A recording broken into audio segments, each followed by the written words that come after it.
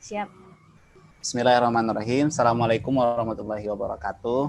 Waalaikumsalam. Selamat pagi teman-teman semuanya. Semoga dalam keadaan sehat, sehat fisik, sehat mental ya semuanya ya. Alhamdulillah kita bisa ketemu pada pagi hari ini, hari Minggu itu ya, weekend.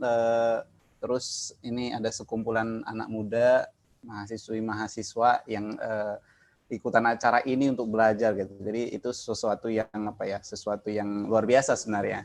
Dan teman-teman dari panitia membuat acara di hari Minggu itu juga butuh ada tantangan tersendiri sebenarnya. Tapi itulah kita sekarang ada di sini, itu sesuatu yang harus kita syukurin, kita bisa ketemu dan semoga nanti ada yang bermanfaat bisa kita pelajarin dari hal ini.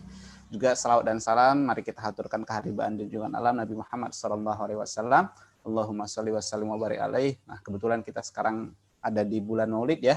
Jadi semoga dengan perbanyak salawat dan menjalankan sunnah Rasulullah kita menjadi bagian umatnya yang mendapatkan syafaat di yaumil akhir kelak. Amin ya rabbal alamin. Nah, hari ini saya tadi dikenalkan oleh Uul. Terima kasih Uul dan teman-teman panitia KKN daring ya. DR itu daring ya?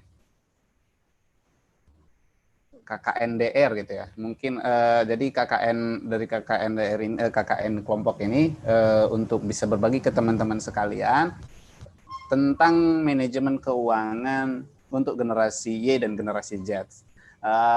Soalnya kenapa generasi Y dan generasi Z? Padahal kemarin judul yang saya ajukan millennials, nanti kita bahas satu persatu. Nah, saya udah bisa share screen belum? Oh, saya belum bisa share screen nih, teman-teman. Nah, jadi teman-teman, hari ini saya akan berbagi bagaimana mengelola keuangan secara Islami untuk anak-anak muda nih, lebih spesifik gitu ya. Jadi nanti kita akan belajar, tadi saya sudah dikenalkan oleh Uul, saya juga alumni UIN Sunan Ampel Surabaya 2012 sampai 2016. Saya juga rutin ke Surabaya, terakhir saya tidak ke Surabaya karena pandemi ini, di bulan Januari, Februari itu saya ke Surabaya setiap bulannya. Di sisi lain, selain ketemu teman-teman, nostalgia di Surabaya dan seterusnya juga ngisi acara di sana dan seterusnya. Bulan Desember 2019 juga saya ke Surabaya karena Surabaya adalah bagian tak terpisahkan dari proses pengembangan diri saya. Jadi saya sangat senang. Nah, jadi hari ini saya akan berbagi sekilas seputar perencanaan keuangan Islami untuk generasi Y dan generasi Z. Saya rasa memang topik ini tepat. Kenapa tepat? Karena kan series dari webinar ini ada 3. Setelah membahas tentang UMKM, terus setelah bahas UMKM, terus bahas kewirausahaan gitu. Nah, jadi kan yang penting itu sekarang ini udah ada nih, udah diajarin wirausaha, udah punya uang, nah sekarang belajar gimana ngatur uangnya. Nah, jadi memang saya rasa topiknya pas ketika dibuat ini di akhir gitu. Selesai belajar UMKM, terus kewirausahaan, terus udah punya uangnya, udah tahu cara dapat itu, sekarang kita belajar cara mengelolanya. Kenapa? Karena banyak orang yang bisa mengumpulkan uang tapi kesulitan dalam mengelolanya. Jadi perencanaan keuangan Islami untuk generasi Y dan generasi Z. Dan topiknya juga cocok ya, karena teman-teman panitia ini juga dari ekonomi syariah ya. Tadi saya sudah dikenalkan sekilas oleh UU. Saya saat ini memang tadi CV saya belum semuanya diupdate. Selain daripada kerja formal yang pernah saya lakukan atau kerja di instansi, saya juga mendirikan instansi saya sendiri. 2 instansi yang sedang saya jalankan adalah YIA Institute Indonesia. Nanti saya bahas apa itu. Saya juga life coach di XP Leadership, founder Winsa Student Forum. Mungkin teman-teman juga tahu, sebagian tahu Winsa Student Forum. Uul salah satu mentee saya di sana. Saya juga co-founder Media Unit Forum dan seterusnya. Dan saat ini saya sedang menempuh studi S2 dari beasiswa LPDP di Sekolah Kajian Strategik dan Global UI. Peminatannya ekonomi dan keuangan syariah. YIA Institute Indonesia itu apa sih Bang? Nah, YIA Institute itu adalah lembaga think tank atau lembaga kajian yang berfokus pada pengaruh utamaan ekonomi dan keuangan syariah bagi generasi Y dan generasi Z, baik di tataran akademik maupun praktik dalam kehidupan sehari-hari. Nah, jadi materi yang hari ini adalah saya akan berbagi tentang bagaimana dalam tataran praktik gitu ya. Jadi YIA Institute ini masih baru. Sebenarnya udah lama, dulu dia asosiasi. Saya dirikan selesai saya lulus dari UIN Sunan Ampel Surabaya sama mantan pacar saya yang sekarang jadi istri saya. Dan itu kami dirikan selesai dianya lulus. Dia lulus semester 7, saya semester 8. Jadi ketika dia lulus, kita dirikan ini bareng, lembaga kajian dan seterusnya. Dan tahun ini di dulunya asosiasi, dulu namanya Young Islamic Economists Association Indonesia, terus sekarang kita ubah menjadi institut. Dulu asosiasi menjadi institut gitu. Kalau asosiasi itu basisnya kan keanggotaan. Memang udah ada beberapa anggota, tetapi yang sekarang kita fokus ke institut, menjadikannya institut. Nah, ini apa Bang? Ini semacam lembaga kajian. Lembaga kajian lah, lembaga riset, lembaga advokasi, dan seterusnya di bidang ekonomi dan keuangan syariah. Nah, ini timnya belum banyak. Nah, jadi kalau teman-teman penasaran, ini sosmednya juga sengaja belum saya aktifkan. Jadi kalau teman-teman yang di sini nih, yang basicnya ekonomi syariah, mau jadi relawan di YI Institute ini, nanti boleh hubungin saya. Oke, sekarang kita masuk ke acaranya. Nanti kita akan bahas beberapa hal ini saja, 5 hal ini saja. Pertama, siapa itu generasi Y, siapa itu generasi Z. Yang kedua, apa itu perencanaan keuangan syariah Islami, bagaimana merencanakan keuangan, atau kenapa merencanakan keuangan, baru bagaimana caranya. Dan berikutnya nanti ada do's and don'ts yang akan saya sampaikan, atau tips yang akan saya sampaikan seputar itu ya. Baiklah, jadi teman-teman, pertama kita kenalan dulu nih, siapa generasi Y, siapa generasi Z. Kenapa kemarin saya, mohon maaf ya agak ribut ya, kenapa saya buat ini untuk generasi Y dan generasi Z? Karena saya khawatir kayaknya kalian ini rata-rata bukan millennials, tapi generasi Z. Mungkin nih kali ini cuma saya yang generasi Y atau generasi milenial. Nah, kita lihat dari dulu nih. Secara sekilas ini lah kira-kira definisinya. Generasi Y atau generasi millennials dengan generasi Z atau generasi digital native. Yang ada usia 1980 sampai 1955 itu adalah generasi milenial, dan yang di atas 95 itu adalah generasi Z. Nah, dengan segala karakteristik generasi milenial yang unik itu, yang dibilang orang aneh lah, unik lah, dan seterusnya, sekarang jadi mereka punya karakter sendiri juga dalam mengelola uang dan termasuk mendapatkan uang. Sekarang saya pengen tahu dulu nih, kira-kira kalian ini rata-rata generasi apa nih? Generasi Z atau generasi Y? Z. Coba. Kalau generasi Z kasih tepuk tangan, kalau generasi Y kasih reaction jempol coba. Bisa nggak teman-teman? Bisa ya harusnya. Oke. Nah, berarti itu kan kebanyakan ini kayaknya generasi Z ya. Jadi kalau misalnya saya bahas generasi milenial itu kayaknya nggak cocok. Saya generasi milenial akhir. Saya lahirnya tahun 94 ya. Jadi sedangkan kali ini mungkin rata-rata adalah generasi Z. Baik, lanjutkan. Jadi kondisi generasi Y saat ini adalah orang yang professional life liver, orang yang sedang menjalankan hidupnya gitu ya. Yang sedang menjalankan kehidupannya gitu. Dulu orangnya main website, main Facebook, main dan seterusnya. Nah, sekarang lihat perbedaannya yang di samping ini. Dari fisiknya udah kelihatan kan ya? Dari gayanya lebih minimalis generasi Z itu. Sepatunya, nah ini kalau sepatunya, sepatu-sepatu yang kayak gini kan hits di zaman-zaman dulu. Sekarang kan orang pakai sneaker ya. Jangan lupa di tangannya ada handphone. Nah, orangnya suka main apa? Bawa handphone kemana-mana, suka bersuara, main Snapchat, ya, Instagram, dan seterusnya. Nah, itu generasi tentang siapa itu generasi Z dan generasi Y. Sekarang apa yang dimaksud dengan perencanaan keuangan syariah Islami? Ini adalah modifikasi dari beberapa pengertian yang saya temukan. Jadi intinya adalah perencanaan keuangan Islami itu proses mencapai tujuan-tujuan finansial seseorang melalui pengembangan dan implementasi dari sebuah rencana keuangan atau financial plan yang komprehensif dan sesuai dengan norma-norma Islam. Intinya adalah bagaimana seseorang berusaha menyusun proses dan menjalankannya tentunya untuk mencapai tujuan finansial. Tujuan finansial itu apa? Punya rumah, pengen ngumpulin biaya nikah, pengen beli motor, pengen beli laptop sendiri, pengen liburan. Itu semua adalah tujuan-tujuan keuangan. Tentunya yang sesuai dengan norma-norma Islam, sesuai dengan syariat Islam. Keseluruhan proses tersebut diniatkan untuk mencapai maqasidus syariah atau tujuan-tujuan syariah. Teman-teman udah pasti tahu ya apa itu maqasidus syariah kan ya. Terutama yang yang 5 itu. Nah, terus kenapa sih kita penting belajar perencanaan keuangan? Nah, kenapa teman-teman hadir di acara ini? Kenapa? Sekarang kita lihat jawabannya. Generasi kita itu, teman-teman, generasi Y akhir dan generasi Z awal punya 2 sindrom ini yang bahaya sekali. Satu namanya sindrom fear of missing out, dan satu lagi sindrom you only live once, YOLO dan FOMO.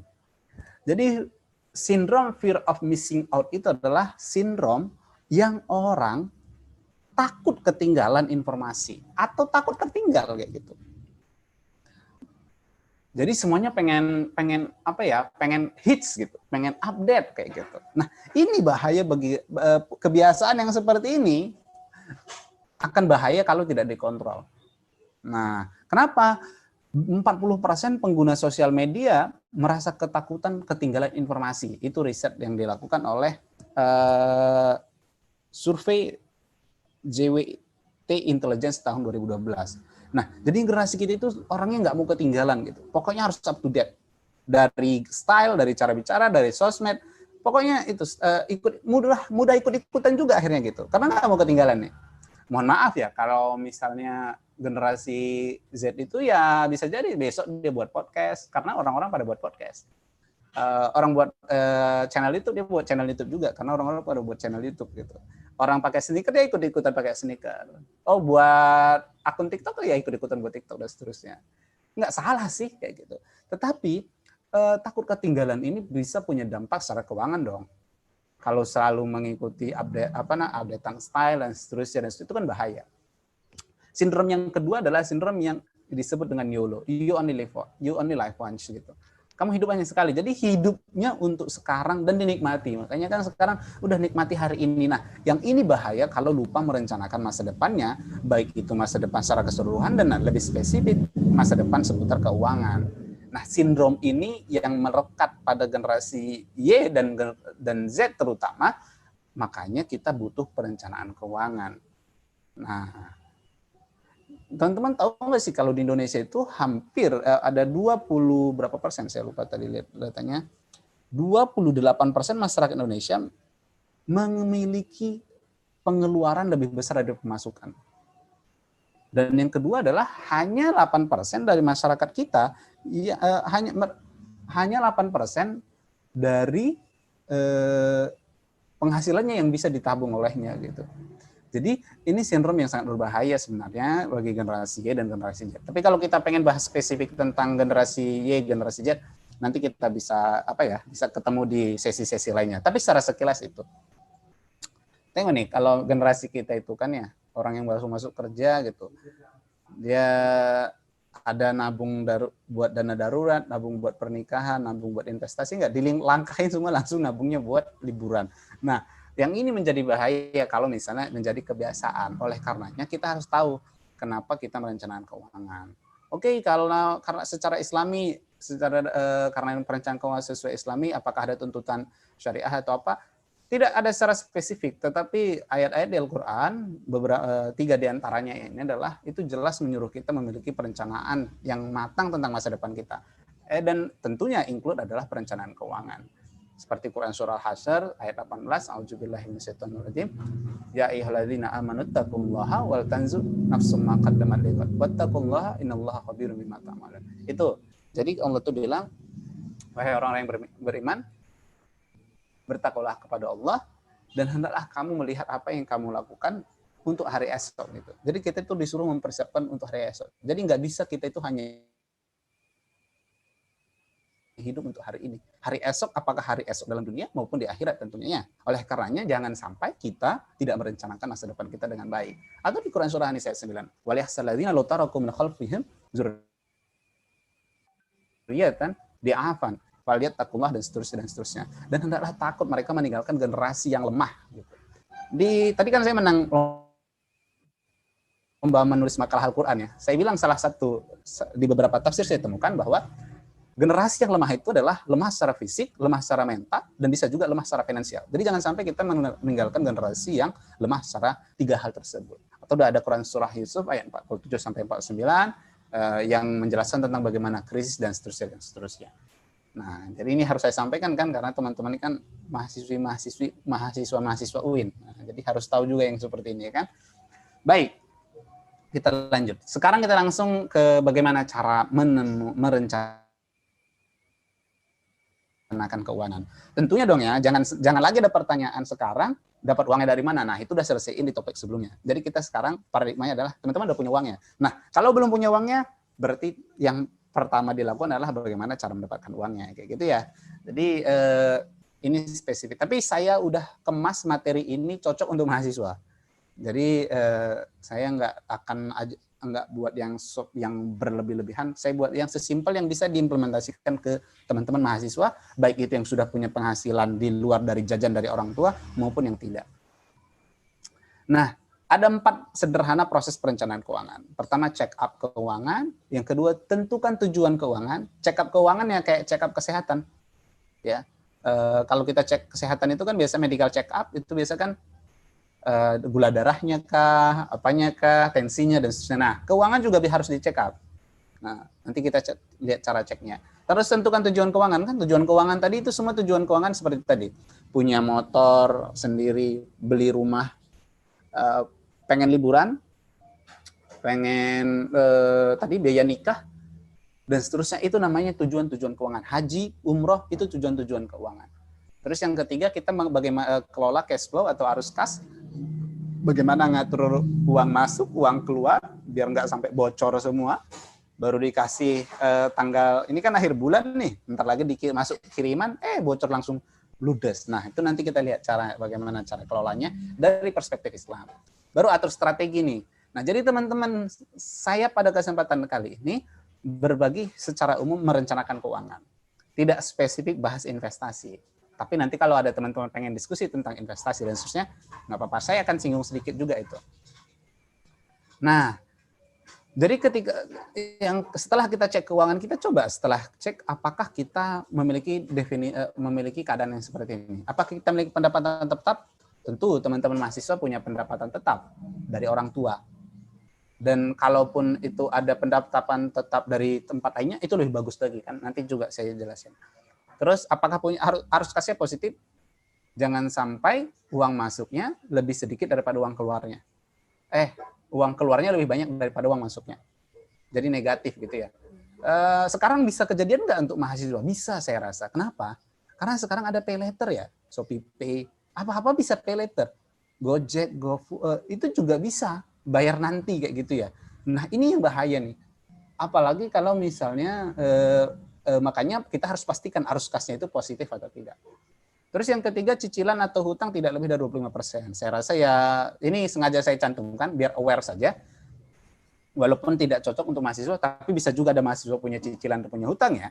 Tetapi menurut saya ini biasa idealnya adalah orang-orang yang sudah kerja dan seterusnya. Tetapi untuk mahasiswa juga jangan sampai punya hutang lebih dari 25% penghasilan bulanannya atau pendapatan bulanannya. Dan saya termasuk yang paradigmanya saya nggak mengutang. Nah, jadi dari mahasiswa dulu sampai saya sekarang nih saya kayaknya nggak punya utang. Paling saya punya utang itu kalau mungkin lagi nggak bawa uang terus nanti dibayar lagi dan seterusnya. Tapi nggak pernah utang. Saya lebih baik saya menabung dahulu untuk mendapatkan tujuan finansial saya daripada saya harus kredit dan seterusnya. Jadi kalau teman-teman dulu di Winsa itu teman-teman, saya ini kan mantan pimpinan umum Lembaga Pers Mahasiswa Solidaritas. Saya juga punya beragam organisasi, salah satunya Winsa Student Forum di sana. Kala itu saya cerita sama kalian biar saya apa adanya tentang tidak menghutang ini. Saya beli motor saya itu seharga 2 juta rupiah. Di kala itu ya orang itu mikir kan PU-nya LPM Solidaritas kayak gitu ya. Ini kan udah berkali ikut kegiatan keluar negeri, dalam negeri, terusnya motor kok kayak ginian gitu. Sama ketika saya ke pesantren di Medan, saya membeli motor dari sekian banyak motor di pesantren itu, motor saya itu kira-kira merek paling tua, dua paling tua gitu. Supra X yang generasi pertama itu saya beli. Padahal saya itu kan generasi milenial banget gitu ya.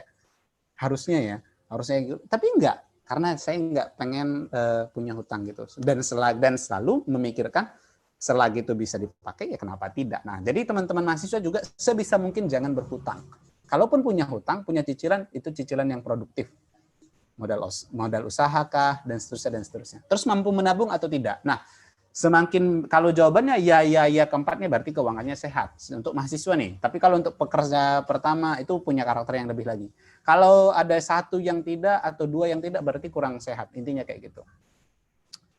Biasanya generasi kita itu dapat pemasukan dari mana saja. Pertama gaji bulanan, gaji dari kerja. Atau bagi kalian yang belum kerja, uang saku dari orang tua.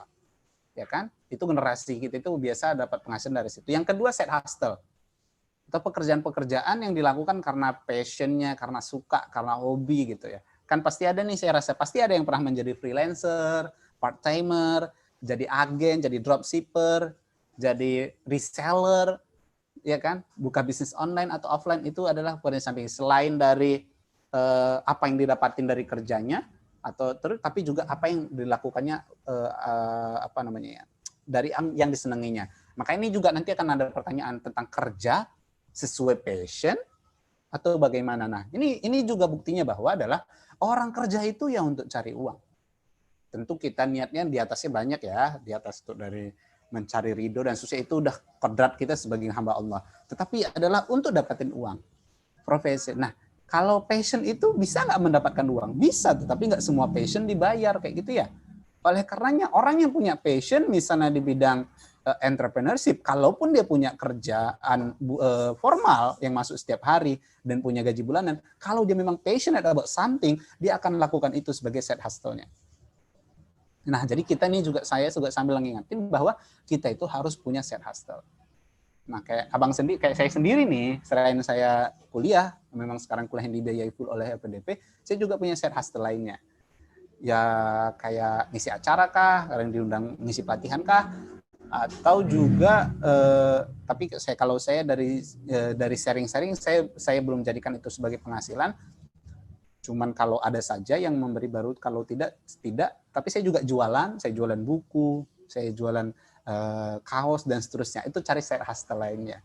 Gitu ya. Baru ada aset aktif, penghasilan dari aset aktif. Tentu ini orang yang belum mulai berinvestasi nih, dari portofolio income, dari bisnis online dan seterusnya. Portofolio income itu apa, Bang? Misalnya kayak teman-teman yang sudah investasi di Sukuk, reksadana syariah atau saham syariah. Nah, kan ada penghasilannya tuh. Kalau saham ada dividen, ada capital gain, terus ada kalau Sukuk juga ada bagi hasil dan seterusnya.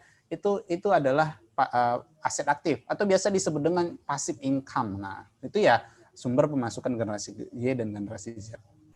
Kalau generasi sebelum-sebelum itu biasanya hanya fokus di satu aja, di gaji bulanan atau dan dari itu ya. Oke, sekarang kita belajar kelola cash flow. Ini adalah inti dari perencanaan keuangan itu. Bagaimana ngelola cash flow, uang masuk, uang keluar, dan seterusnya.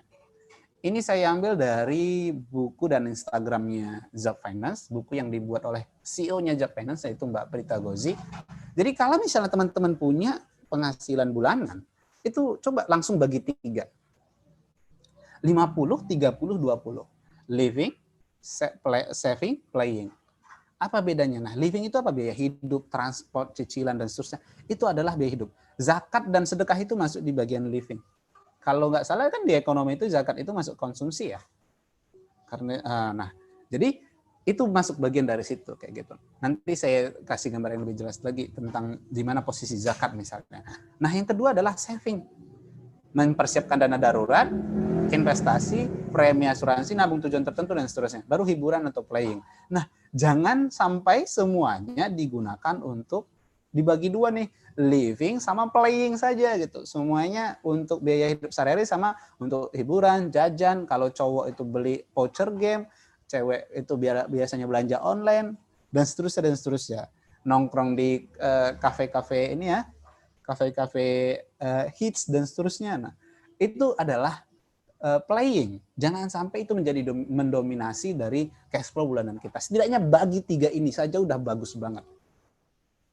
Saya rasa kalau generasi Y, generasi Z itu playingnya udah pasti nongkrong, karena mereka juga ya melakukan hobinya dan seterusnya, living udah pasti. Nah, biasanya savingnya ini yang susah. Jadi teman-teman, jadi mahasiswa sekalipun, kita setidaknya, kalaupun tidak bisa 3 ini, jadikan 2. Living sama playing udah pasti. Yang penting ada savingnya. Memang ya 3 inilah idealnya. Karena generasi kita itu udah pasti melaksanakan, menjalankannya, menggunakan untuk living dan playing, savingnya jangan lupa. Berapa persen dari saving itu? 30% dari hasil bulanan itu, saving itu kalau bisa 30%. Kalaupun tidak, 20% pun nggak masalah. Yang penting setiap bulan kita dapat penghasilan dari orang tua, ada yang kita sisihkan untuk saving. Itu adalah belajar yang paling penting sebenarnya. Dan ini akan menjadi karakter ketika kita terbiasa nanti udah punya uang lebih banyak, kita akan lebih tahu nih caranya.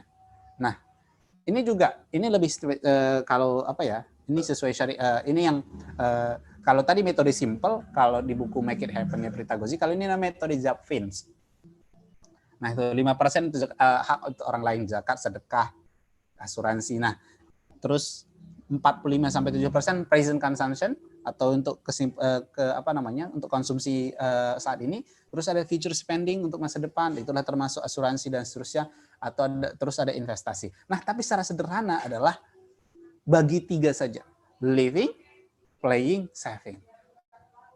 Living, playing, saving.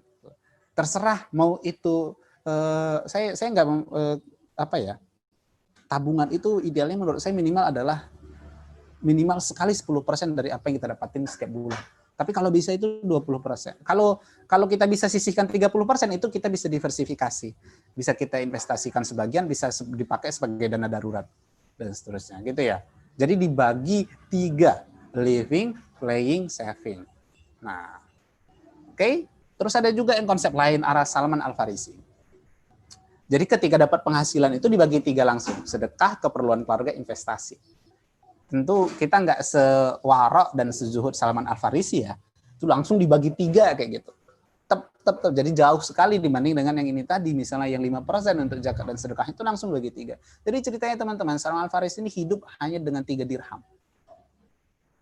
Dengan 1 dirham. 1 dirham dibelikan pelepah kurma untuk dianyam oleh istrinya, dijual 3 dirham. 1 dirham dianyam oleh istrinya jadi 3 dirham.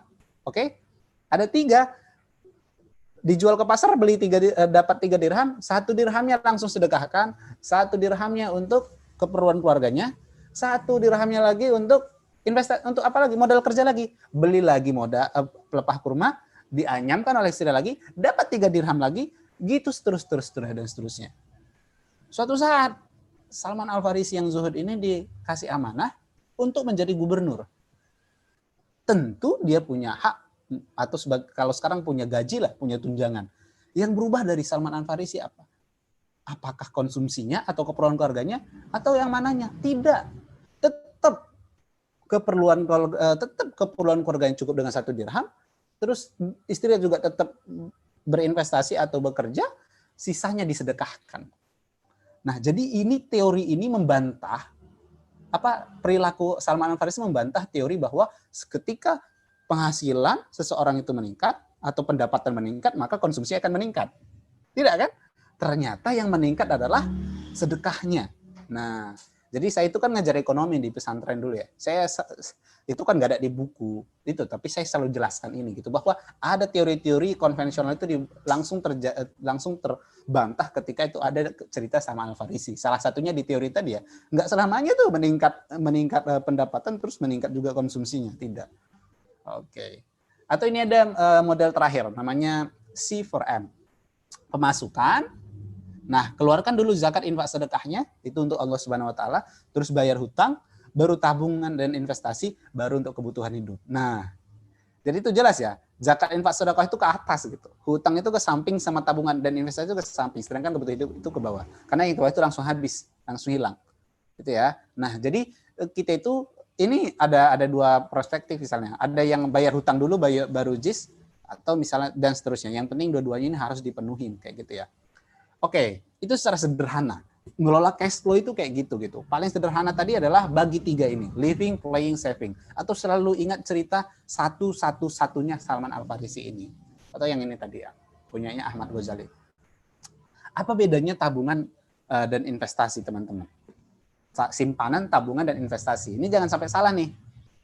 Simpanan itu adalah pos yang dipergunakan untuk melakukan transaksi keuangan secara rutin dan umumnya dalam jangka pendek. Nah, teman-teman, kartu debit yang teman-teman punya atau e-wallet yang teman-teman punya atau e-money yang teman-teman punya yang disimpan di handphone, di aplikasi dan seterusnya, itu adalah simpanan yang kita sehari-hari makainya untuk itu gitu.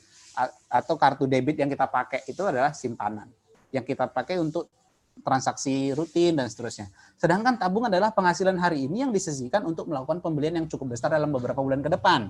Contoh, kita pengen beli handphone seharga 3 juta.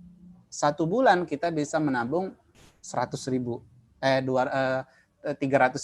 Berarti kita bisa nabung setiap bulan itu adalah 300.000, 10 bulan nanti kita akan beli handphone. Itu namanya tabung. Nah, beda dengan investasi. Kalau tabungan itu ada spesifik tujuannya, kalau investasi penundaan konsumsi hari ini untuk mengharapkan terjadinya kenaikan kekayaan dalam jangka panjang dan konsumsi di masa depan, digunakan untuk konsumsi masa depan. Nah, tetapi di investasi dia tentu ada resiko, nggak seperti tabungan yang minim sekali resiko dan seterusnya. Tapi investasi itu karena apa? Karena kita ada juga kan pengen naik kekayaan kan, pengen meningkat juga hasilnya, oleh karenanya juga ada resiko. Sebagaimana kaidah yang selalu kita pelajarin, al-gurmu bil gurmi wal kharaj bid daman gitu ya. Pasti ada resikonya kayak gitu. Nah, sedangkan kalau tabungan tidak, tabungan itu kan gini tadi spesifiknya, pengen bulan depan pengen beli apa namanya? Beli gadget yang harga segini dan dilakukan tabungan rutin. Nah, itu namanya tabungan. Ini definisi, saya lupa cantumkan sumbernya, ini juga dari Zap Finance-nya dari Mbak Prita Gozi. Nah, sekarang kita masuk ke sesi terakhirnya. Saya masih punya waktu beberapa menit lagi nih. Do's and don'ts-nya untuk generasi Y dan generasi Z dalam berinvestasi. Sekarang kita bahas sedikit tentang investasi. Tadi kan mengelola keuangan ya. Intinya sekarang adalah seorang generasi Y, generasi Z, pokoknya kalau punya penghasilan itu langsung dibagi 3. Playing berapa, saving berapa, livingnya berapa. Jangan lupa gitu.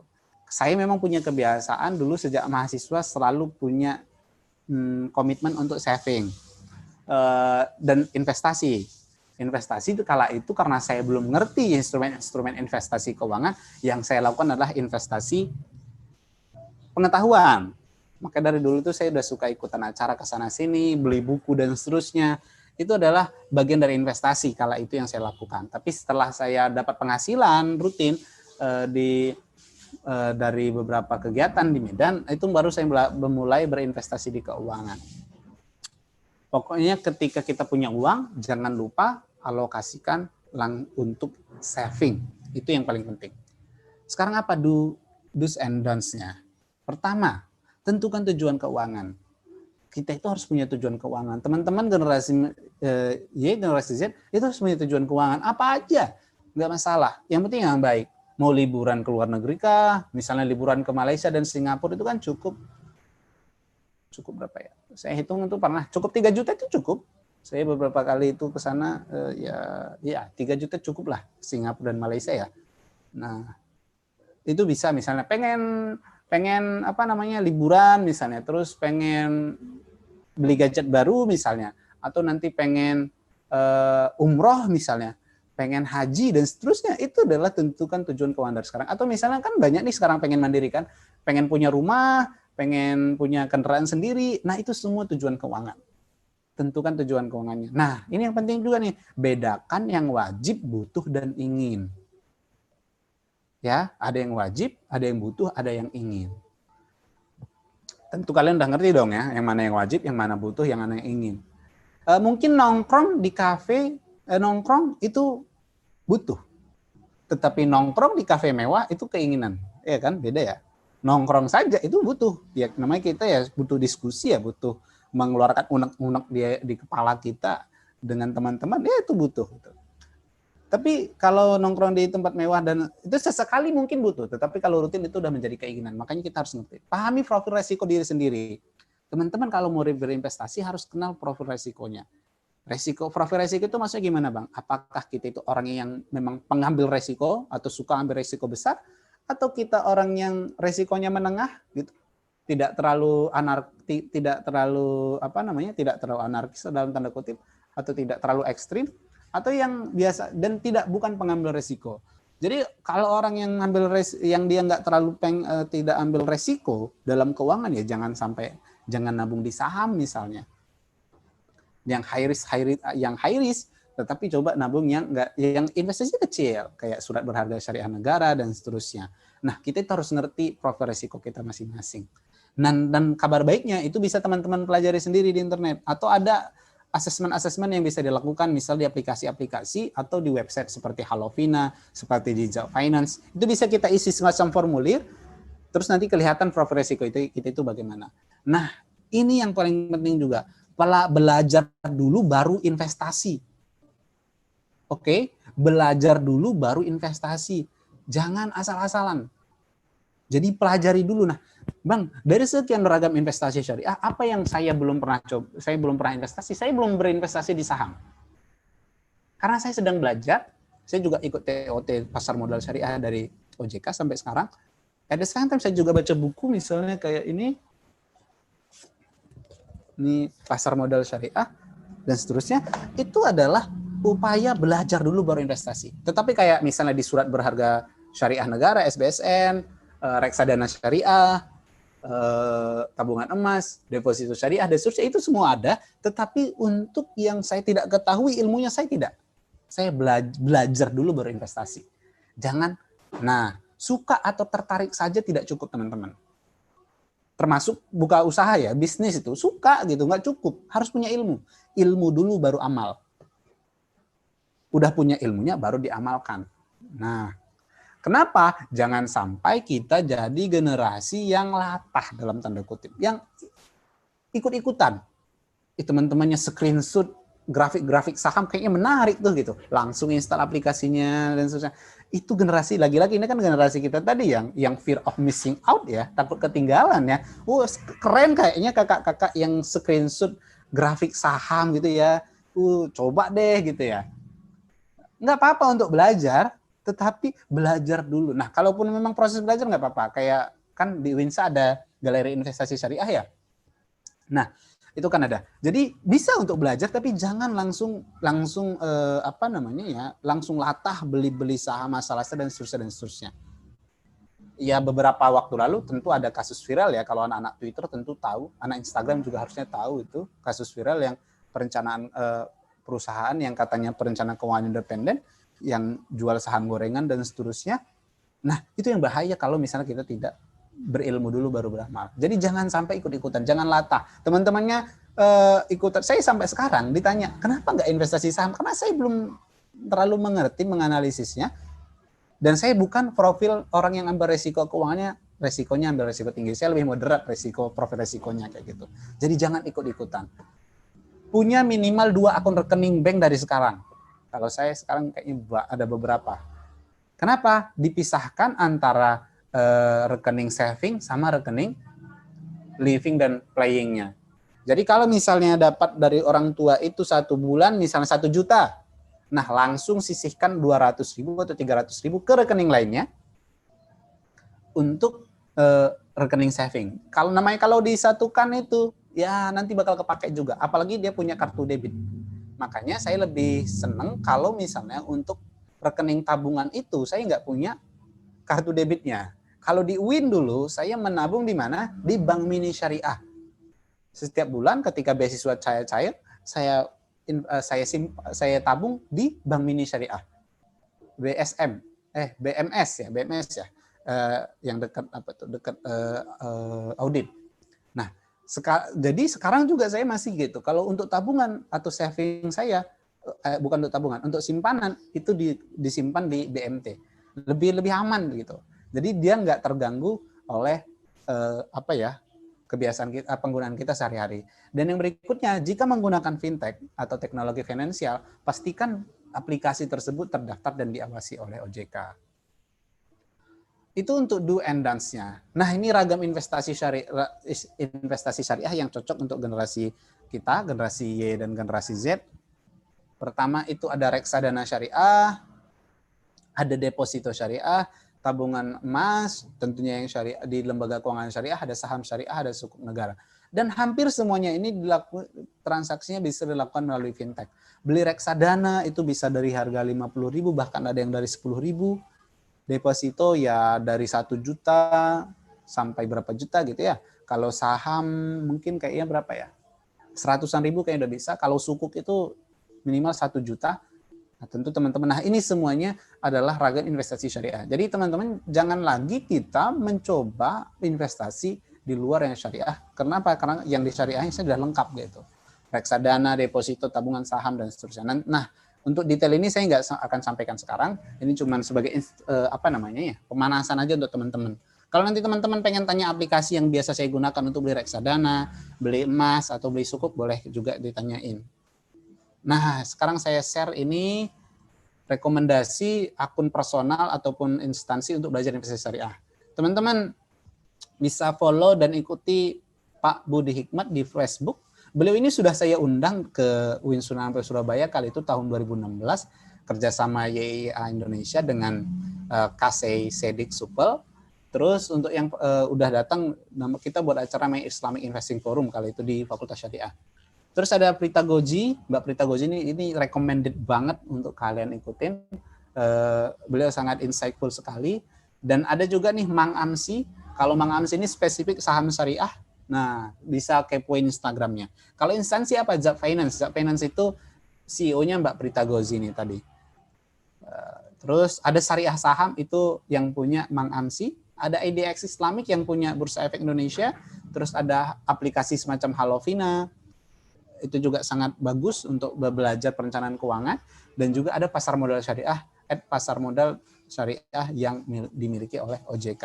Kalau buku ada buku Make It Happen karya Prita Gozi, saham syariah kelas pemula karya Mang Amsi tadi, terus ada pasar modal syariah dari Pak Irwan Abdullah yang saya pakai baca ini tadi.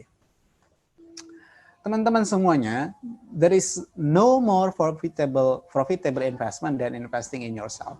Itu kata Roy T. Bennett. Jadi nggak ada namanya investasi yang lebih profitable dibanding dengan investasi dalam diri sendiri. Makanya kalaupun kita sekarang belum bisa berinvestasi secara keuangan, jangan lupa kita berinvestasi kepada diri kita sendiri, terutama dalam pengembangan diri, belajar ilmunya. Termasuk yang kayak gini nih teman-teman. Dari sekarang kita harus mulai belajar bagaimana mengelola keuangan secara baik. Jangan sampai kita nanti tiba-tiba punya penghasilan nih teman-teman, yang sekarang masih mahasiswa, nggak bisa mengelola keuangan, akhirnya hidupnya dari 1 bulan ke bulan lainnya, atau bahkan bisa jadi minus gitu. Pokoknya kalau sekarang kita belum bisa investasi keuangannya, yang penting adalah kita investasi ilmunya dulu, karena ilmunya bisa dipelajarin dari mana saja. Itu untuk materi yang bisa saya sampaikan. Kayaknya saya tadi kelebihan berapa menit, 32 menit. Terima kasih untuk kesempatannya. Saya akan sangat senang jika ada feedback, ada diskusi dari materi yang saya sampaikan. Mohon maaf saya tidak terlalu mendetail ke bahas investasi karena memang kita hari ini cuma spesifik pengen bahas perencanaan keuangannya dulu. Nah, tapi nanti terkait investasi kalau memang pengen juga didiskusikan ya silahkan, saya akan jawab sesuai dengan apa yang saya ketahui. Saya kembalikan kembali ke Uul, silahkan. Teman-teman bisa silaturahmi dengan saya di Instagram saya @urbansufism, itu di Instagram maupun di Twitter. Kalau ada pengen karena saya itu sukanya tentang kepemudaan, kepemimpinan dan seterusnya, teman-teman juga bisa lihat di Instagram saya mungkin beberapa catatan saya tentang itu. Dan kalau pengen diskusi juga silahkan melalui DM di Instagram tersebut. Terima kasih, saya kembalikan ke Uul. Silahkan. Baik, terima kasih Bang untuk materinya pagi ini, Masya Allah banget ya. Jadi kita memang dilatih dari awal apa itu perencanaan sampai akhir apa yang perlu dilaksanakan atau tidak dilaksanakan. Oke teman-teman, pastinya nih udah ada unek-unek dari teman-teman. Bisa kita diskusi ya. Kalian yang ingin pertanyaan atau diskusi lewat chat bisa ditulis di kolom chat. Kemudian ada yang ingin, Bang saya mau nyampain langsung nih Min. Itu boleh banget, jadi bisa langsung ngobrol bareng Bang Dika. Ini ada satu pertanyaan Bang. Okay. Dari Kak Sandi Amaldi Siregar. Assalamualaikum Bang Dika, saya Salam. Sandi dari Medan. Wah, Medan. Wah, Medan ya. Sekarang di Depok, kuliah di UIN Jakarta. Kalau saving itu bagi saya mudah karena saya orangnya irit. Begitu Hmm. juga dengan kebutuhan sendiri pun saya pun kadang mengirit banget. Tapi yang buat sedekah dan instrumen lainnya saya kadang suka lupa. Nah, solusinya dari Abang apa ya, Bang? Kemudian, Bang, apa benar berapapun pendapatan kita, kalau bahasa gaulnya rezeki kita itu sesuai dengan kebutuhan kita? Karena yang saya rasakan dulu dapat beasiswa, sekarang saya gunakan buat lanjut studi dan belum dapat beasiswa lagi. Tapi saya rasa kebutuhan sesuai dengan pemasukan. Abang setuju dengan ini? Monggo dijawab Bang Dika. Oke. Terima kasih Sandi pertanyaannya. Ini sama-sama orang Medan berarti ya sama saya. Sekarang di Depok ya. Saya sekarang di Pondok Cabe Ilir tinggalnya. Kuliahnya di UI Salemba. Dekat UIN banget lah kalau saya nih. Memang susah gitu ya. Kadang berkomitmen untuk berinvestasi. Nah, yang saya lakukan adalah setiap bulan itu cair, saya punya, ini saya cerita ya ceritanya, saya punya semacam grup menjadi donatur tetap di sebuah yayasan, walaupun itu kecil, kadang 100.000, 50.000, 200.000 dan seterusnya. Tapi setiap bulan itu ada di grupnya gitu. Jadi diingatkan gitu kalau mau bersedekah silahkan kayak gitu. Tetapi memang ini butuh pembiasaan teman-teman. Kenapa? Karena itu hak orang lain di harta yang kita punya kan. Makanya kalau tentang zakat spesifik misalnya ataupun tentang sedekah itu kan Allah itu bilang ambil dari kekayaan kita, dari harta kita itu. Huzmin amwalihim. Ya kan? Suruh Allah itu ambil kayak gitu. Jadi memang itu butuh pembiasaan aja sebenarnya. Tetapi tentu pembiasaan itu akan dibarengi dengan komitmen yang baik jika kita juga punya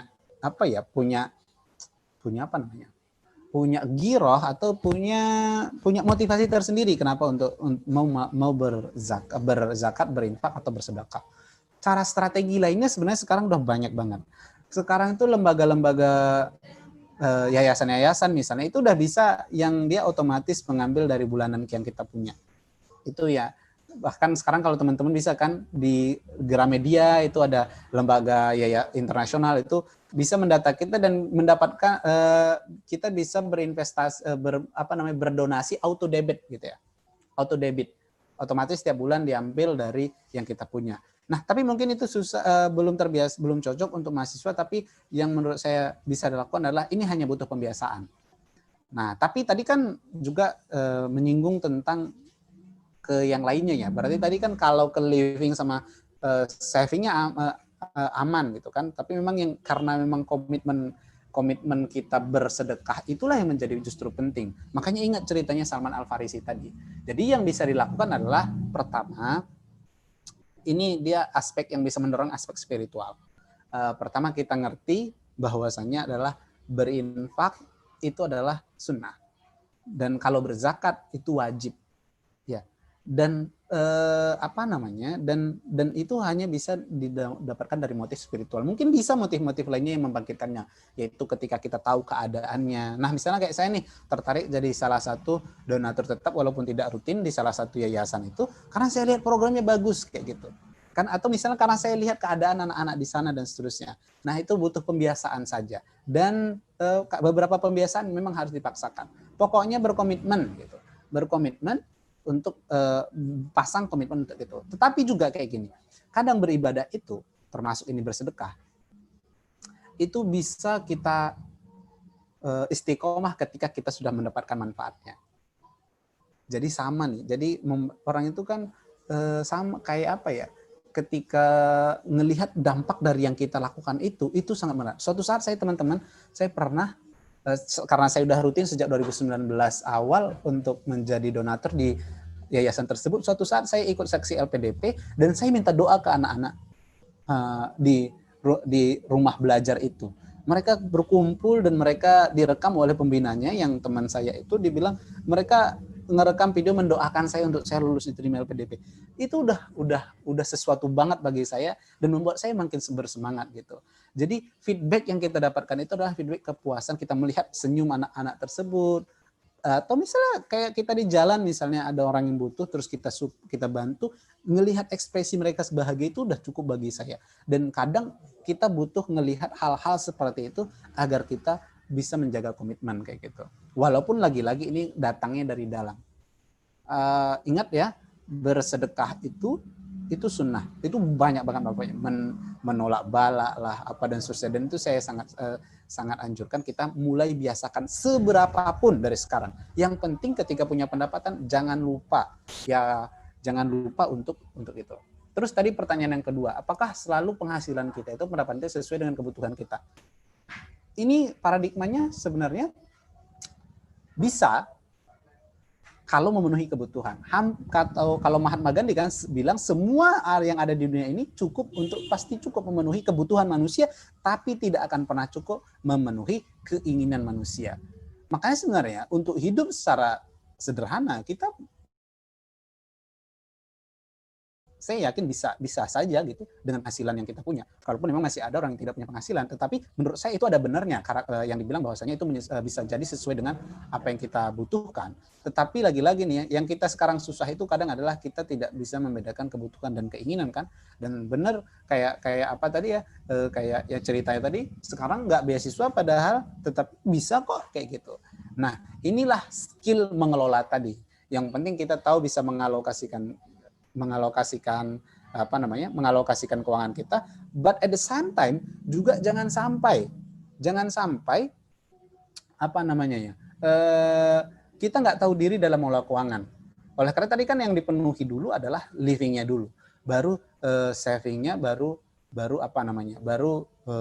playingnya. Tapi kayak tadi kan cerita Salman Al Farisi jelas gitu, kalau langsung dibagi 3 kayak gitu dari keuangannya itu. Dan ketika beliau jadi gubernur, itu tidak mengubah karakter konsumsinya, tetapi adalah yang berubah adalah nominal atau karakter sedekahnya kayak gitu. Ini menjadi catatan penting sebenarnya. Jangan kita ikut-ikutan tren ataupun ya teori ekonomi konvensional lah, karena ini kajian ekonomi syariah, tentu yang kalau konsumsi pendapatan naik, konsumsi akan naik.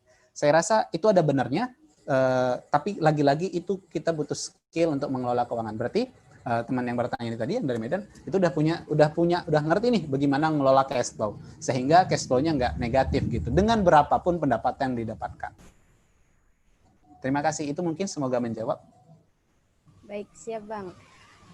Ini mungkin semoga menjawab dari Bang Kak Sandi ya, dari Kak Sandi. Ya, Sandi. Kemudian selanjutnya ini ada pertanyaan dari Kak Nisa. Apa sih Kak perbedaannya? Kependam. Apa sih Kak perbedaannya cara mengatur keuangan secara syariah dengan yang non syariah? Apakah kata syariah ini hanya sebagai embel-embel atau bagaimana?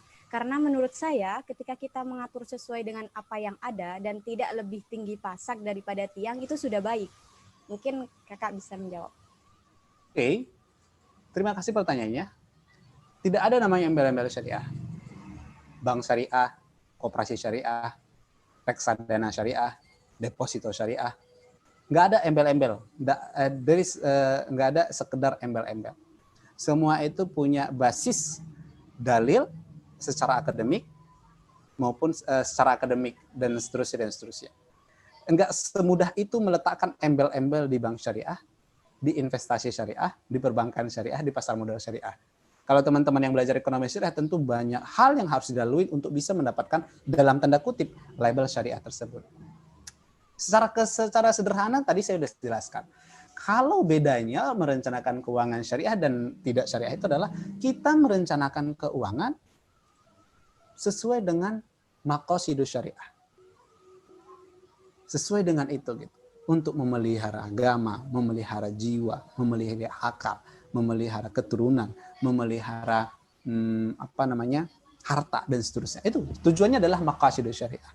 Tetapi at the same time juga kayak tadi nih, jangan sampai kita latah seperti yang sebagaimana teori ekonomi konvensional, pendapatannya naik, konsumsinya mau naik drastis, mungkin naik pasti bisa sih, tetapi jangan sampai naik drastis dan seterusnya. Tapi yang berikutnya tadi yang seperti saya share, yang di gagasannya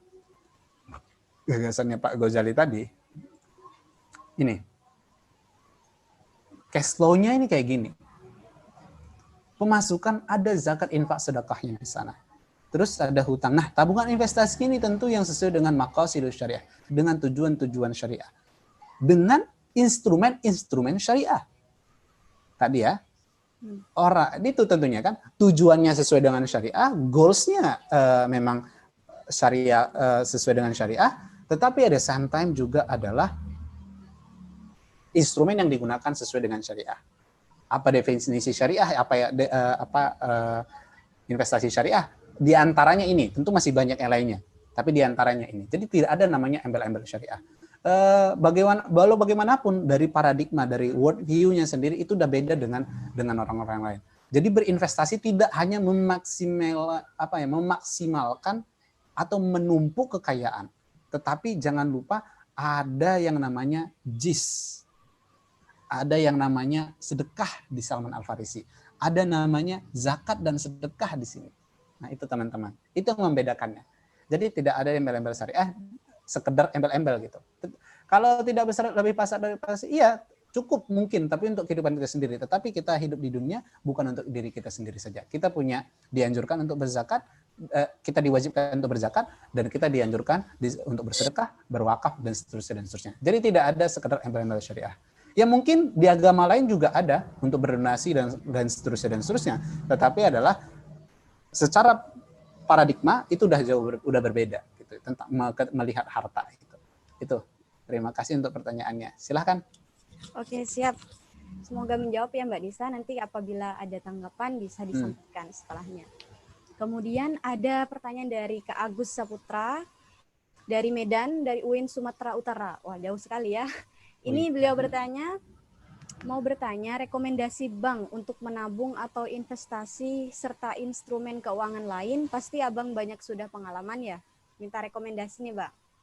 Oke. Nah, terima kasih Agus nih kayaknya teman saya ini. Jadi kalau saya termasuk orang yang kalau saya suka sesuatu saya pasti rekomendasikan. Jadi saya bukan promosi, nggak dibayar, nggak di-endorse, termasuk merekomendasikan buku-buku dan seterusnya tadi. Tetapi kalau bank selagi itu bank syariah, saya rekomendasikan. Tetapi kalau boleh di list, saya punya rekomendasi bank itu adalah 2 saat ini. Bank Syariah Mandiri dan BNI Syariah. Itu. Apa yang saya suka dari 2 ini? Pelayanannya bagus, ragam investasinya, ragam produknya banyak, terutama kayak Agus nih yang kayak udah kerja itu bisa mulai tabung haji, memulai tabungan haji gitu ya, tabungan haji bisa BNI Syariah atau Bank Syariah Mandiri, terus juga dia aplikasi atau mobile bankingnya itu udah canggih, jadi sudah bisa bersaing lah dengan aplikasi-aplikasi lainnya. Itu sih yang saya senang kalau dari bank. Kalau instrumen-instrumen lainnya, kalau yang penting pelajarin dulu. Kalau kita yang pertama tadi pahami profil risikonya, apakah kita pengambil risiko besar atau tidak. Kalau tidak, mulai dari membeli emas. Tapi ingat ya, beli emas atau tabung emas. Tapi jangan ikut-ikutan yang nggak jelas gitu. Jadi kalau misalnya ada orang bilang kelipatan lah, apalah dulu ada ya di Medan juga sempat viral itu, saya lupa namanya, dinar dirham kalau nggak salah. Itu akhirnya banyak ternyata investasi bodong gitu. Nah, makanya kalau misalnya nanti dapat aplikasi di fintech, itu pastikan dia terdaftar dan diawasi oleh OJK. Aplikasi untuk beli reksadana syariah, beli sukuk, yang saya rekomendasikan nama aplikasinya Tanam Duit. Kalau untuk beli emas sesuai syariah, ada namanya aplikasi Tamasya. Itu yang punya Muhammad Asad yang nulis buku Notes from Qatar itu. Itu banyak cewek-cewek biasanya suka banget kalau mendengarkan Mas Asad tuh ngomong. Karena orangnya pinter, ganteng juga, dan sangat pinter lah. Itu untuk apa namanya? Untuk aplikasi. Tapi lagi-lagi ya, saya semuanya harus dipelajarin dulu baru mulai investasi. Tapi kalau beli emas kan nggak terlalu ribet ya. Kalau yang udah punya pendapatan ini biasakanlah untuk nabung, untuk membeli emas.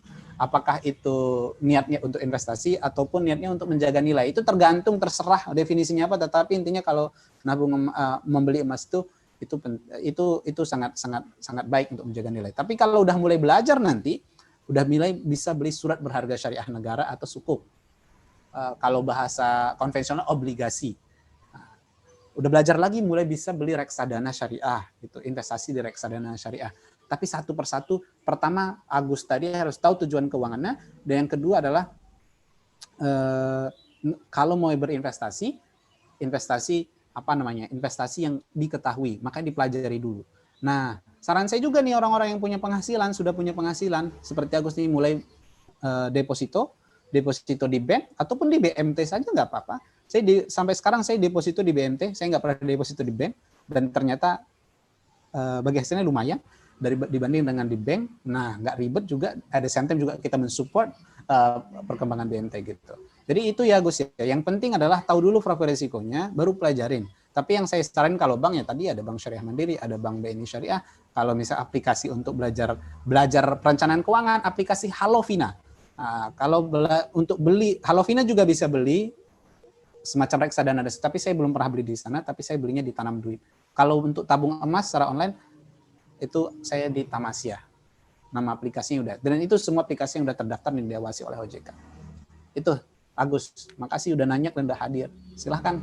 Oke, siap. Terima kasih Kak untuk jawabannya, dan Mas Agus semoga bisa menjawab ya.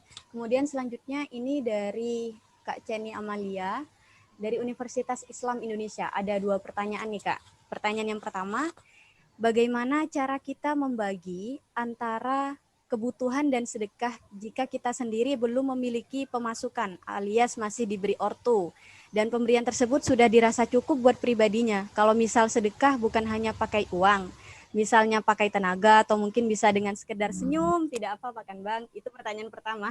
Kemudian pertanyaan kedua, bagaimana awal mula Abang terjun dalam dunia investasi tersebut? Jadi sepertinya ada aplikasi yang dipakai, aplikasi investasinya apa Bang? Oh ya, yang tadi masuk. Semoga dijawab buat.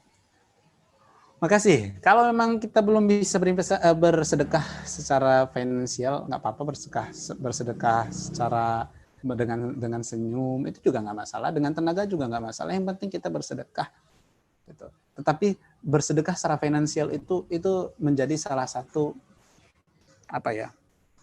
menjadi menjadi pembelajaran bagi diri kita sendiri berikutnya gitu kan. Makanya kan kata Allah itu kamu itu tidak mencintai atau Allah tidak mencintaimu dan sehingga kamu menginfakkan apa yang kamu sayangin kayak gitu ya. Intinya dan yang kita sayang itu kan biasa uang gitu. Kalau ada sebuah ungkapan juga dari Kiai Ahmad Dahlan, dari pendiri Muhammadiyah, itu bilang kalau dulu sebenarnya sekarang itu kamu itu nggak dibutuhkan loh bela Islam itu dengan fisikmu, dengan nyawamu. Justru yang sekarang itu butuh dengan finansialmu. Kenapa? Bantu lembaga-lembaga pendidikan dan seterusnya. Tetapi yang penting komitmen itu dijaga. Tapi saya saranin sebisa mungkin, sekecil apapun itu dimulai bersedekah. 5.000 kah, 10.000 kah, tapi dijadikan habit. Biar menjadi kebiasaan. Tapi ya tentu ya sedekah dengan yang tadi juga bisa. Kalau saya bagaimana ceritanya terjun ke dunia kayak ginian? Pertama karena saya belajar hukum ekonomi syariah dulu di UIN Surabaya. Itu ya. Yang kedua saya sering ikutan event-event ekonomi dan keuangan syariah sehingga saya bisa datangkan Pak Budi Hikmat itu ke Surabaya kala itu ke UIN. Saya juga udah pernah datangkan Bapak Adi Warman Karim ke UIN sampai Surabaya untuk sharing ke teman-teman mahasiswa. Kalian tahu nggak kalau saya datangkan Pak Adi Warman Karim dan Pak Budi Hikmat itu saya nggak bayar mereka, saya nggak bayarin tiket mereka. Mereka datang sendiri ke Surabaya dengan biaya mereka masing-masing. Kenapa? Karena mereka tertarik kala itu dengan visi misi yang saya sampaikan, bagaimana pengen mensupport teman-teman di UINSA itu untuk belajar ekonomi syariah dan Pak Budi Hikmat tentang investasi syariah. Ketemu dengan orang-orang yang seperti itu membuat saya bersemangat untuk belajar tentunya. Walaupun saya baru mulai berinvestasi secara real itu ketika saya balik ke Medan dan saya ngabdi di pesantren. Ketika saya udah mulai punya penghasilan dari bulanan saya dan juga punya penghasilan dari beberapa kerjaan saya, Itu akhirnya saya belajar melakukan. Dan satu sisi ada tuntutan saya akan berkeluarga, tentu saya harus mempersiapkan keuangan, tuntutan saya harus mempersiapkan masa depan saya dan seterusnya, itu membuat itu. Tapi saya mulainya itu adalah belajarnya itu sejak S1, tapi secara aplikasinya itu sejak investasi ya, itu sejak saya tamat dari UIN. Tetapi untuk saving, belajar mengelola uang, mengelola cash flow itu udah dari dulu, dari masa aliyah itu saya udah mengelola cash flow saya. Dari aliyah saya udah kelola cash flow saya, ketika saya dapat kiriman dari orang tua saya ke pondok itu udah saya kelola nih. Segini untuk beli buku, segini untuk dihabiskan, segini untuk disimpan. Nah, ngelola cash flow udah dari dulu, tetapi investasi itu. Dan saya lagi-lagi ya, investasi saya belajar secara tidak belajar dari komunitas, belajar dari acara-acara, tapi juga baca buku, dengerin podcast, lihat YouTube. Tapi saya alhamdulillah saya punya mentor untuk di perencanaan keuangan dan investasi ini. Misalnya kayak Pak Budi Hikmat, itu saya ikut komunitasnya, saya banyak bertanya sama beliau, dan juga beberapa teman lainnya. Yang paling penting adalah kita dapatkan ilmunya dulu gitu. Jadi kalau saya ceritanya kayak gitu, karena memang dari dulu udah belajar kelola cash flow, tapi saya mulai terjunnya di awal ketika saya sudah mulai tamat dari UIN dan mulai ngabdi di pesantren. Nah, saran saya makanya tadi saya saranin kan akun-akun Instagram. Nah, lihat-lihat di sana sambil belajar, teman-teman. Insya Allah nanti teman-teman akan tertarik. Satu, tapi tertarik nggak cukup, baru dipelajarin. Nah, satu persatu baru bisa mengerti dan bagaimana berinvestasi. Pokoknya investasi jangan ikut-ikutan, jangan latah, jangan mudah. Kalau ada investasi yang menawarkan return atau profit yang tinggi dalam waktu yang singkat, itu udah besar kemungkinan investasi bodong. Jadi jangan lupa dicek and recheck. Terima kasih. Silakan Ul. Siap. Ini ada selanjutnya dari Kak Yusmia. Apakah bisnis MLM itu halal, Kak? Jadi mungkin biar ke perencanaan keuangannya, Kak, bisa itu. Oke. MLM ya. Halal, pertanyaan bukan halal ya. Udah sesuai syariah atau tidak? Kalau Indonesia itu sesuai syariah atau tidak? Jadi teman-teman, semua lembaga keuangan atau investasi yang sudah ada label syariahnya dan dia punya dewan pengawas syariah dan seterusnya, itu sudah dipastikan sesuai dengan syariah. Makanya MLM juga ada MLM syariah. Nah, apa itu MLM yang sesuai syariah? Teman-teman langsung googling fatwa DSN MUI tentang MLM syariah. Di sana akan dijelaskan karakteristik bagaimana MLM itu syariah dan bagaimana tidak sesuai dengan syariah. Jadi MLM juga ada yang syariah, ada yang tidak syariah. Lagi-lagi ya, kalau MLM yang syariah dia punya sertifikasi dari MUI dan dia punya Dewan Pengawas Syariah. Nah, dan dia punya semacam surat keterangan dari Dewan Syariah Nasional MUI bahwa itu udah sesuai dengan syariah gitu. Tapi makanya ini tidak semua MLM juga sudah tersertifikasi sesuai syariah. Oleh karenanya teman-teman bisa cek itu semua di DSN MUI dan bisa googling aja fatwanya, nanti bisa dipelajarin di sana.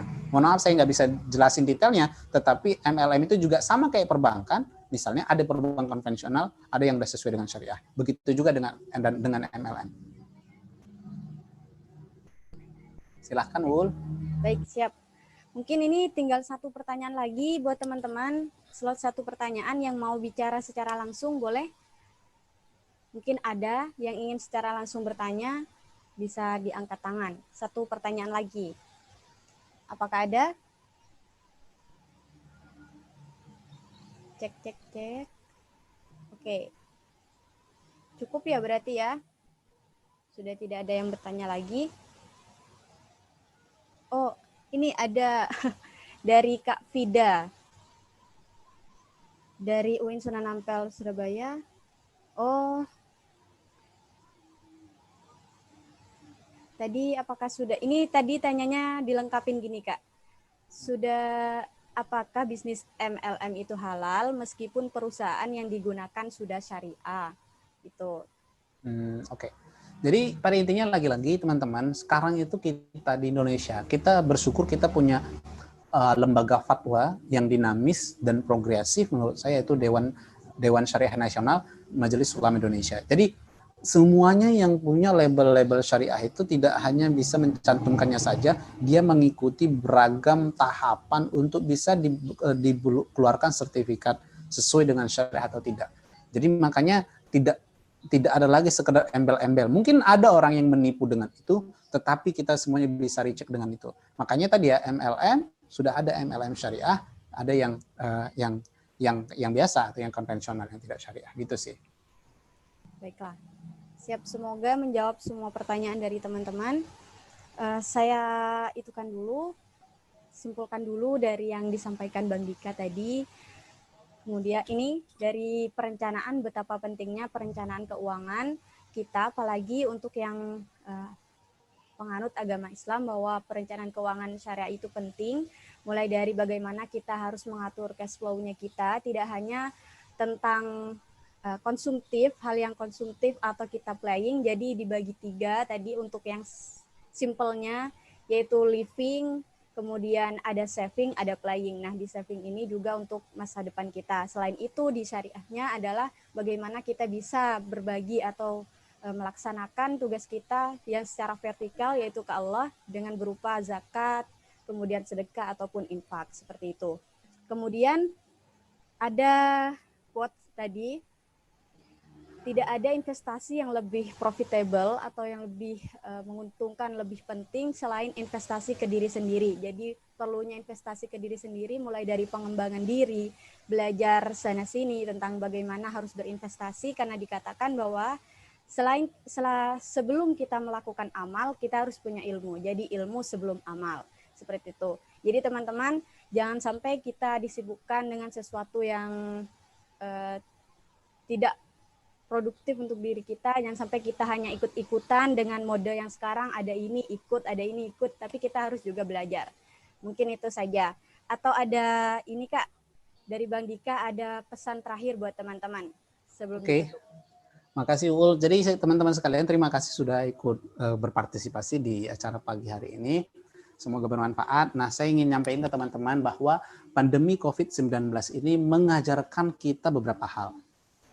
Satu, tidak semua yang kita rencanakan itu sesuai dengan apa yang kita rencanakan, itu belum tentu sesuai dengan realita yang akan kita hadapin. Yang kedua, kita punya Tuhan, dan Allah lah yang punya otoritas bagi kita bagaimana dunia ini akan terjadi.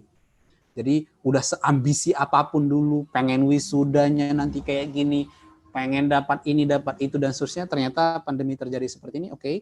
Ternyata kita nggak ada apa-apanya ya, kita hanya hamba Allah yang kecil tidak berdaya. Yang ketiga, pandemi juga mengajarkan bagi kita pentingnya merencanakan keuangan. Makanya kan salah satu yang penting dari rencana keuangan itu adalah punya dana darurat. Nah, ini ratusan ribu, bahkan mungkin sampai jutaan orang yang di PHK, yang tidak punya perencanaan keuangan yang matang, dia akan kesusahan mengelola cash flow bulanannya. Oleh karenanya, ke depannya kita tidak tahu akan ada krisis lagi atau tidak. Makanya dari sekarang kita harus benar-benar mengerti bagaimana mengelola apa yang kita punya, merencanakan keuangan kita. Saya cerita sedikit, mungkin kalaupun saya ini kan orangnya S1-nya dulu beasiswa, hidupnya dari beasiswa. Kalaupun tetap kerja sana sini jadi freelance, dan sekarang juga hidupnya dari beasiswa lagi gitu. Penghasilan utamanya gitu ya. Tapi walaupun masih mengerjakan beberapa hal di luar dari ini, tapi yang ingin saya sampaikan adalah salah satu yang membuat saya tidak terlalu terpukul ketika pandemi ini adalah karena saya punya dana darurat. Dana darurat itu adalah 3 kali pengeluaran bulanan kita. Jadi jika kita tiba-tiba di PHK dan seterusnya, ujuk-ujuk di PHK, kita masih bisa hidup sambil mencari pekerjaan lain. Intinya yang ingin saya sampaikan adalah pandemi ini salah satu yang diajarkan pandemi kepada kita adalah bahwa generasi kita harus melek keuangan, harus bisa mengelola keuangannya, syukur-syukur bisa berinvestasi untuk masa depannya. Jadi jangan sampai kita mengulangi kesalahan yang sama dengan generasi baby boomers dan generasi milenial awal yang sekarang kesulitan mengelola cash flow ketika pandemi terjadi. Kita belum tahu ke depannya ini sampai kapan, dan kita juga nggak tahu ada krisis lagi apa tidak di masa yang akan datang. Yang bisa kita lakukan adalah kita persiapkan diri kita dari sekarang. Terima kasih, semoga bermanfaat. Silahkan kalau pengen diskusi lanjut. boleh chat saya di Instagram atau dan lain sebagainya. Semoga bermanfaat pada pagi hari ini. Juga teman-teman, saya senang bisa ketemu teman-teman sekalian di sini. Terima kasih kepada teman-teman panitia. Assalamualaikum warahmatullahi wabarakatuh.